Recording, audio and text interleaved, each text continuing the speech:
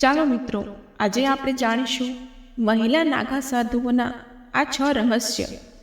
જાણીને રહી જશો તમે દંગ.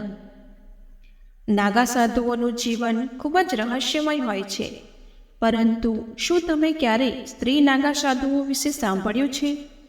આવો અમે તમને મહિલા નાગા સાધુઓ વિશે કેટલીક રસપ્રદ વાતો જણાવીએ. મહિલા નાગા સાધુઓને ગૃહસ્થ જીવનની કોઈ ચિંતા હોતી નથી. તેમનું જીવન ખૂબ જ મુશ્કેલ હોય છે. પ્રયાગરાજમાં ટૂંક સમયમાં જ માઘ મેળો શરૂ થવા જઈ રહ્યો છે, અને આ દરમિયાન માત્ર ભક્તો જ નહીં, પરંતુ સાધુઓ પણ સંગમમાં સ્નાન કરવા માટે હજારો કિલોમીટર દૂરથી આવશે. કેટલાક આત્માની શાંતિ માટે તો કેટલાક પોતાના પાપો ધોવા માટે સંગમમાં ડૂબકી લગાવે છે. હાલમાં નાગા સાધુઓ કુંભ મેળા દરમિયાન દરેકના આકર્ષણનું કેન્દ્ર છે.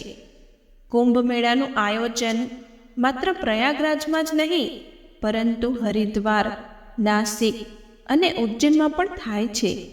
અને આ વખતે ઋષિ મહાત્માઓનું ટોળું જોવા મળશે. જો કે આ દરમિયાન નાગા સાધુઓને મળવું સરળ કામ નથી. પરીક્ષા પાસ કર્યા બાદ મળે છે માતાનું બિરુદ. સ્ત્રી નાગા સાધુઓ અથવા સંન્યાસી પીળા વસ્ત્રો પહેરે છે. પરીક્ષા પાસ કર્યા બાદ માતાનું બિરુદ આપવામાં આવે છે. કઠોર તપસ્યા બાદ અખાડાના તમામ ઋષિ મુનિઓ તેને માતા કહે છે. મહિલા નાગા સાધુઓએ હંમેશા પીળા કપડાં પહેરવા પડે છે. નાગા સાધુઓનું જીવન ખૂબ જ રહસ્યમય હોય છે, પરંતુ શું તમે ક્યારેય સ્ત્રી નાગા સાધુઓ વિશે સાંભળ્યું છે?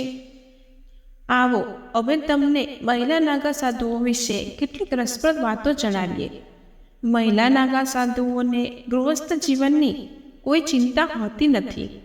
તેમનું જીવન ખૂબ જ મુશ્કેલ હોય છે. 10 થી 15 વર્ષ સુધી કરવું પડે છે બ્રહ્મચર્યના નિયમોનું પાલન. મહિલા નાગા સાધુઓના જીવન વિશે કોઈને કંઈ ખબર હોતી નથી.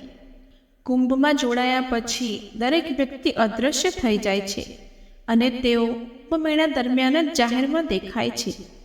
નાગા સાધુ બનવા માટે તેની પરીક્ષા લાંબા સમય સુધી ચાલે છે. નાગા સાધુ અથવા સંન્યાસી બનવા માટે 10 થી 15 વર્ષ સુધી દરરોજ કડક બ્રહ્મચર્યના નિયમોનું પાલન કરવું પડે છે. જીવતે જીવ કરે છે પોતાનું પિંડદાન. નાગા સાધુ બનવા માટે મહિલાઓને અનેક કસોટીઓમાંથી પસાર થવું પડે છે. આટલું જ નહીં, તેમણે પોતાના ગુરુને ઘણા વર્ષની મહેનત અને તપસ્યા દ્વારા વિશ્વાસ અપાવવો પડે છે કે તે નાગા સાધુ બનવા માટે સક્ષમ છે. અખાડાના ઋષિમુનિઓ નાગા સાધુ બનેલી મહિલાઓના પરિવારની માહિતી રાખે છે. નાગા સાધુ બનવા માટે પહેલા વ્યક્તિએ જીવિત રહીને પોતાનું શરીર દાન કરવું પડે છે. કુંભમાં શાહી સ્નાન કરે છે મહિલા નાગા સાધુ. પિંડદાન પછી મુંડન કરાવવાનું છે, અને પછી પવિત્ર નદીમાં સ્નાન કરવા મોકલવામાં આવે છે. જો કે આ સમગ્ર પ્રક્રિયા કુંભ મેળા દરમિયાન જ ગુપ્ત રીતે કરવામાં આવે છે.